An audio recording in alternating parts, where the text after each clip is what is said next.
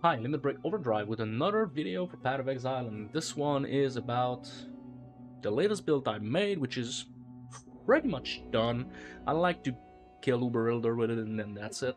And it's Double Strike of Momentum Juggernaut with Trauma and Rage stacking.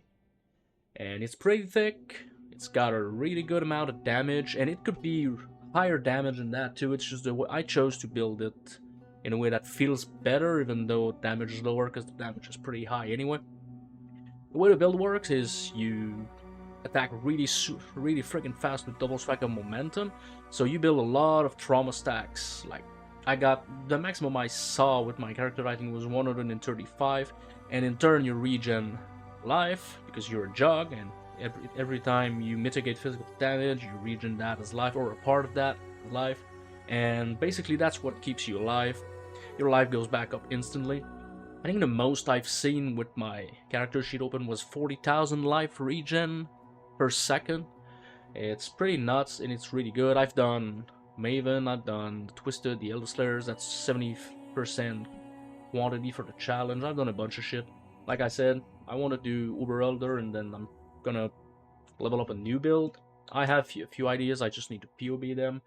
And speaking of POB, I'm gonna put a pastebin link in the description if you guys want to try it. It's not a guide, it's just my character, so you can see how I built it, the gear I got. I'm gonna be talking about the gear and the choices I've made slightly, but for that we need to go back in the game. So basically, I'm using a psychotic axe because I am stacking rage, and even though the physical damage on the axe is not that high, you see 98%, like 2 sheer rolls together basically with tier 1 flat, tier 1 attack speed. This is way better than not having the 10% increase attack speed crafted and like 150 or 60 or whatnot physical damage. Of course, you could have the same suffixes and better prefixes would be better. But that's what I got. Then I managed to fit in Bear's Girdle. I struggled a little bit. I did that last because I struggled with my resistances, but I dropped that ring with Fractured Dexterity because you need Dexterity to use the Strike of Momentum, which is 155, and I struggled slightly, like you can see. I've used a few tattoos for Cold Rest, so I struggled. I'm just there Dexterity-wise, so since it was fractured, I managed to get the resistances I wanted. I mean, I could slam that ring, but at that point, don't really care. I'm using the Celestial Brace, which is just super good for strike skills, and in my opinion, it might get nerfed because I don't see myself playing a strike skill without using that, personally. Because you get base, let's say with this one, 8 fortification on top of the 20 you get, so 28 for pretty cheap, really. Up to 30, and then you can invest on the skill tree to get like 38, 40 maybe with Little Pride, so it's pretty good. So you get 45 for free, a shit ton of attack speed again, which scales really well. And what scales the damage the most on this build is indeed the attack speed, and the reason for that is because I've used Rite of Ruin Forbidden Jewels to get that from the Jug. Basically what that does is you triple what Rage gives you, so instead of 1% movement speed, attack speed, and damage is 3%, but you degen some life. But again, thanks to this node where you regenerate so much fucking life that it's not even making a dent in our life pool, and we leech on top of that. So that's basically free, and that's, I'd say, more than half the damage comes from there, because Double Strike of Momentum gives you a shit ton of attack speed. It's 14% more attack speed for each stage. You get 10 stages, so 140% more attack speed multiplier, but you have no flat damage on the skill and a really low damage effectiveness, which means you don't even get 1 point of damage per point invested. Basically it's 95%, so you need a lot of flat to make it work. That's why I went the trauma route. You get 11 to 24 added attack physical damage per trauma, and as soon as I'm standing still in like 6 or 7 seconds, I'm getting to like 60, 50, 60 quite easily, and like I said, I saw up to 135. So that's a lot of flat, but you take damage yourself, so you need to mitigate that. Again, that armor is pretty good, physical damage reduction. I could have gone higher, but I had a lot of life and the res I wanted, so I said screw it.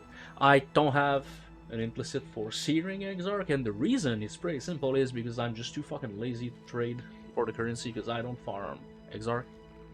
But I would get probably maximum aura resistances or non-curse aura effect, depending on which one would roll first.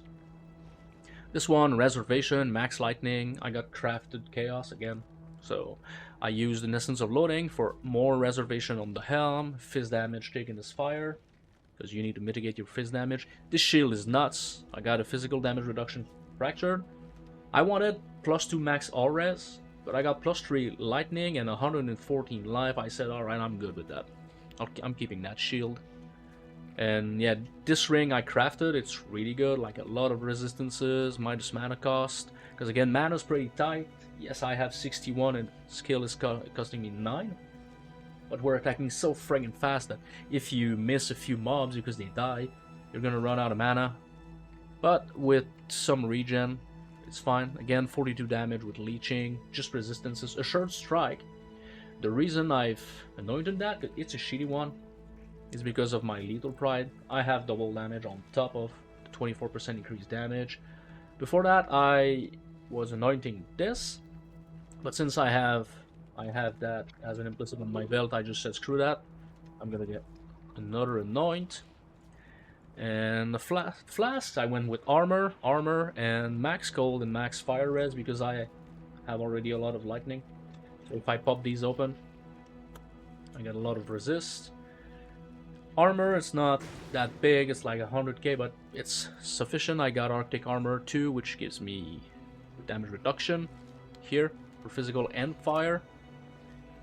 And yeah, Reservation, it's pretty simple. I mean, I took that because I wanted Corrupted Blood immunity and I don't use a Stygian Vise. I did, but now I switched to Bear's Girdle, so accuracy and Corrupted Blood immunity. Accuracy is pretty important because you take so much stuff for defense that precise technique's the best way. You don't go crit because that would be too much investment, so you need more accuracy than life.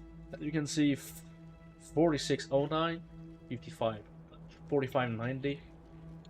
Pretty close, but that's enough. And that's about it. That's the build. I'm gonna put the fight against one boss randomly, but I'm gonna upload another video with all the bosses I did on that character, or almost all, because that's gonna be too long of a video. But that's pretty much the build. So you flail away, and yeah, I think I have like 7 million damage, and I could get like 8.5 easily by taking rage away off of my character and using Awakened Melee Fizz, for example. But you don't generate rage fast enough. I mean, I would have to take the mastery here, which I removed because I got rage support, and it feels just better because you're ramping faster. If you really want to, once you have enough rage, you can just keep the mastery for rage generation from axes, and mid-fight you just gem swap rage for Awakened Melee Fizz, and boom, your damage is higher, but it's already so high. And when you pop Berserk, it goes from like 7.5 mil in my case to like 12 or 13 million for a short amount of time. So it's pretty good. And last thing, the Lethal Pride, I focused on, I mean, I have a maximum fortification, that's good with the gloves, but physical damage from hits taken is fire, and double damage, basically what I went for. And that gives me enough defense to survive that. Before I did that and I got the physical damage reduction, I was killing myself, so I had to be careful. And lastly, the Pantheon, you take this one for bossing, because usually there's only one enemy, so you get, no, not this one, there's only one enemy, so you get 6% fizz damage reduction, and Tukohama for regen and physical damage reduction. You're standing still a lot, so it's 9% in your case. I take this one for mapping because when there's more enemies around you, you get more physical damage reduction, and the stats are actually good for our build, whereas these are not really. So that's basically it. Next build, Still gonna be a melee build. I'm not sure what I'm gonna do. But like I said, go in the description below. You take the paste bin, you can try to build, you can try to make it better, because there are ways. Like you can just shove a medium thread of hope here and take D, slaughter, cleaving, and you save the points right there. Lust for Carnage, strong arm, diamond skin if you need to. I mean, there's still ways to improve it, but I'm happy enough with what I have here, and I want to focus on another build. So hopefully you found that interesting. I'm gonna leave you with one fight against whatever boss I feel like, and then I'm gonna upload another video with all the endgame I did, and then we're off to the next build. So thanks for watching. Hopefully you're gonna try and like that build, and leave me feedback in the comments if you have a big 5-head idea to improve it. And yeah, thanks for watching. See you on the next one at the bottom. The long-awaited event is finally here. Storm and hunt.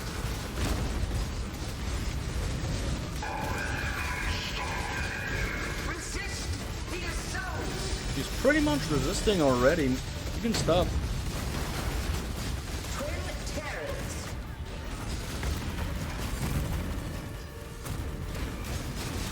Resist the assault. I want him to die. Alright, Minotaur's dead. Hydra's dead. They're all dead.